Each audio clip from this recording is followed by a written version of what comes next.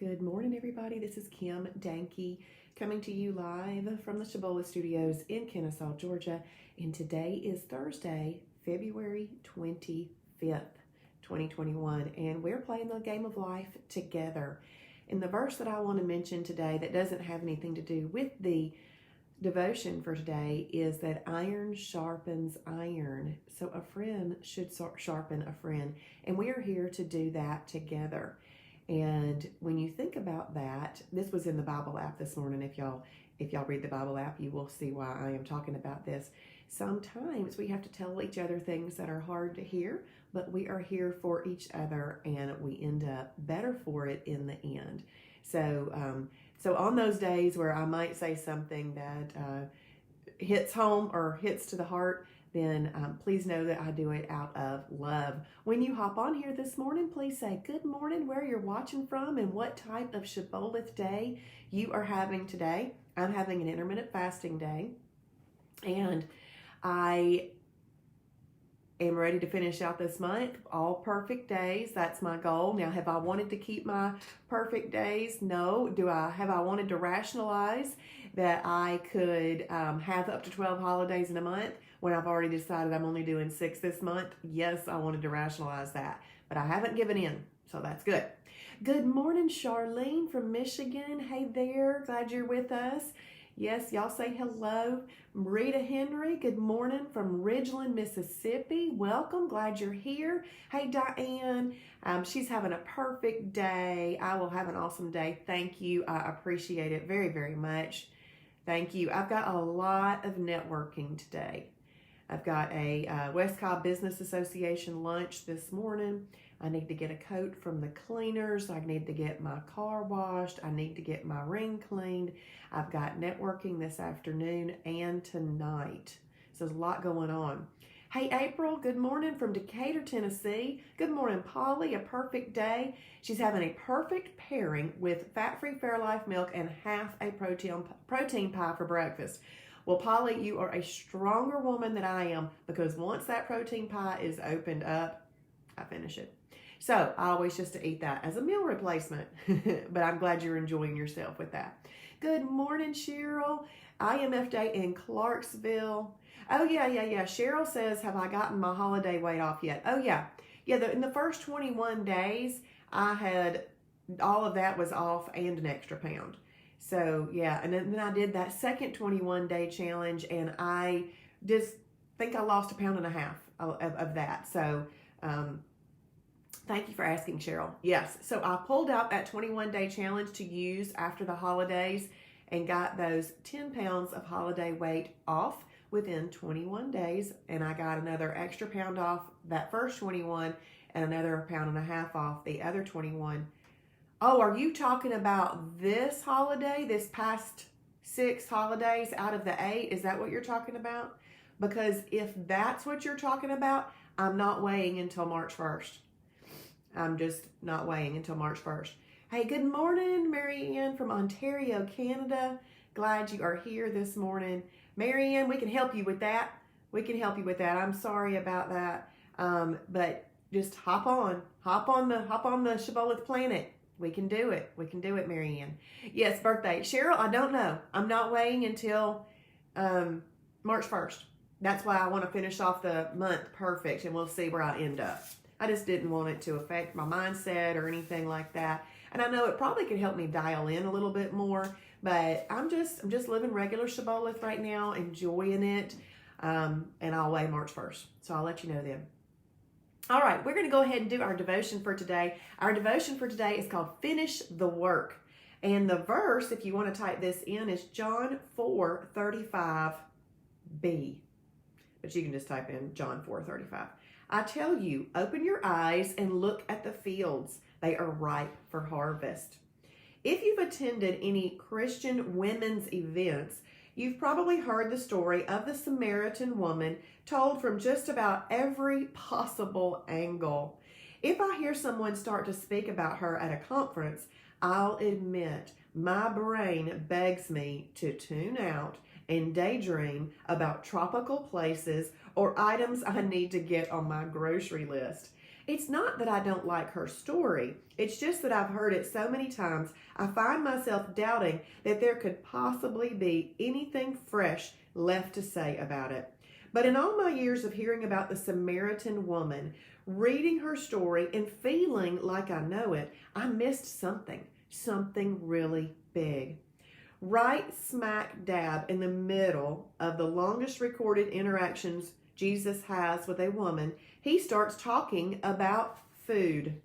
Food! And I'd never picked up on it before. I somehow missed Jesus' crucial teaching that our bodies must have two kinds of nourishment, physical and spiritual. Just as I must have physical food for my body to survive, I have to have spiritual food for my soul to thrive. Jesus says, my food is to do the will of him who sent me and to finish his work. John 4:34. And then he goes on to say, I tell you, open your eyes and look at the fields. They are ripe for harvest. There is a bigger plan here. Don't get distracted by physical food. Don't think physical food can satisfy the longing of your soul. Only Jesus can do this. Our souls were created to crave him and love others to him. So many people are waiting to hear the message of your calling. Don't get stuck in defeat and held back from it. In the midst of offering salvation to the Samaritan woman, Jesus seems to wander off in his tangent about food. But it's not a tangent at all. Actually, it fits perfectly. It relates directly to the core issue of spiritual malnutrition. Specifically, it's about trying to use food to fill not only physical void of our stomachs, but also the spiritual void of our souls. For years, I've been physically overweight, but spiritually underweight. How crucial is it for us to remember food can fill our stomachs, but never our souls.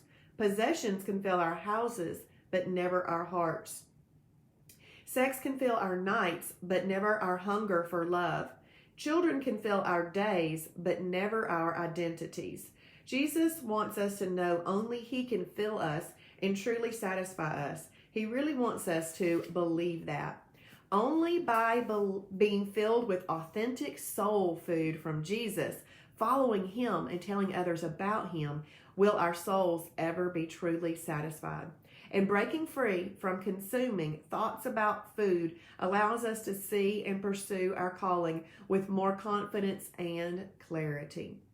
And here is a prayer for today. Dear Lord, I know that it is true that only you can fill me. I acknowledge that you are the Lord of my life. I want to please you today in all that I do. Help me to follow you in Jesus' name.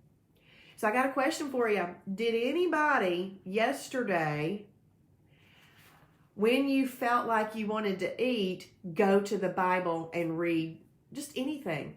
Anything. Did any of you say, because remember I gave that strategy yesterday, that if you felt that pang of I want this, did any of you run to the Bible? Let me know if you did that yesterday. Marianne says, I lost 45 and kept it off for 6 years. Awesome. That is wonderful. One COVID pandemic and I thought the world was ending, so I was taking all the food with me. Marianne, I totally understand that. I do. Boredom eater. Yes. Well, hopefully we're coming out of that. I know that, I don't know where you live, Marianne, but I know here in Georgia, we are going. I go to a lot of business association meetings and they're packed and they are full, and I am so thankful and I love it. When I come up to a parking lot and I can't find a spot, I'm thankful. Used to, I might think, dang, where am I going to park? But now I'm like, hallelujah, I'll park down the street if I have to. People are out. We've got to get back. So, Marianne, you can do it. If you haven't done the Fast Track lap system, please go in there and start working through that. That'll help remotivate you, okay? Good morning, Marla. Perfect day in Milwaukee. And look, she says, I lost the 8 pounds I'd gained. Yay! That's awesome, Marla. That is awesome. Good morning, Ron from Lilburn, having a perfect day. And Christy Chapman from Ball Ground, an intermittent fasting perfect day today. Marianne, Brunswick. Okay. Marianne, you should go out there and enjoy that. If you live near the water, go enjoy a beautiful day and just reset your mind on following the Shibboleth Shield daily and putting into play those 5 daily disciplines. Yeah. Awesome. Diane reads her Bible every morning, and that's awesome. That's awesome. But Diane said that she didn't run to the Bible when she had a moment of feeling hunger. But did you have a perfect day, Diane, yesterday?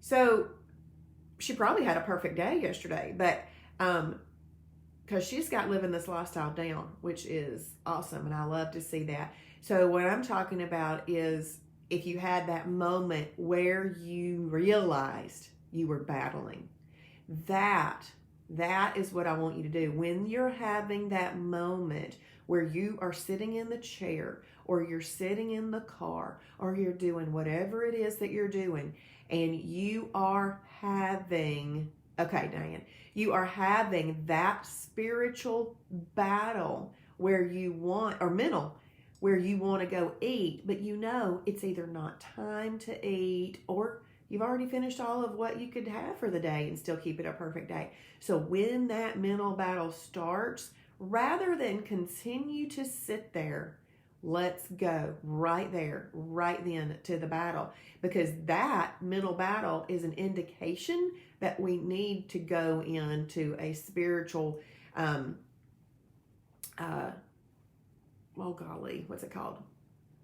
When you're underneath his wings, you're going into the spiritual covering, let's just call it that. Let's take ourselves physically, walk to that Bible, or if you're sitting there with your phone out, pull that out. But honestly, it would probably be best to leave the area where you're sitting, where you're having that mental battle, and walk to an actual Bible and read that. Start it, open it up, read it.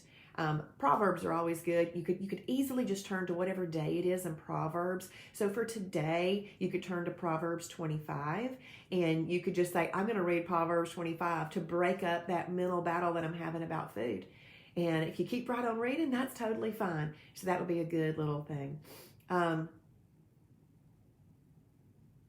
Awesome, Polly. Polly did it. Yay, Polly. That's awesome. Good. Awesome, Jennifer. Yep, let's think through that shield. I always say I filter my decisions through that Shibboleth shield. So, well, I'm so glad that you were here with me this morning. I appreciate you all.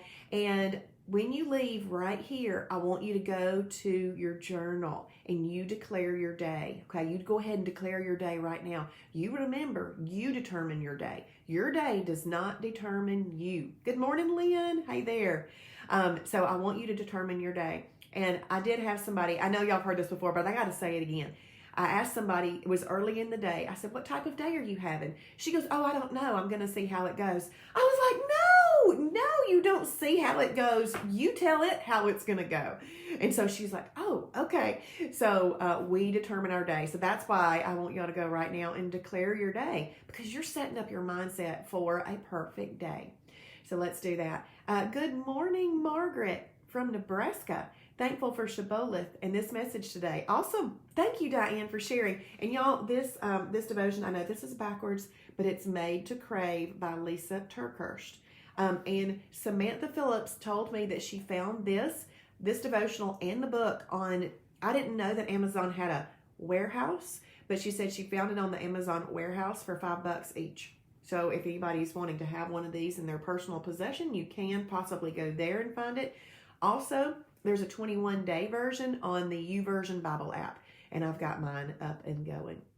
So y'all have a blessed day. And if you are watching this on replay, please give me a shout out and type in #Shibboleth for his glory. I do love to see those later on in the day. Bye, everybody.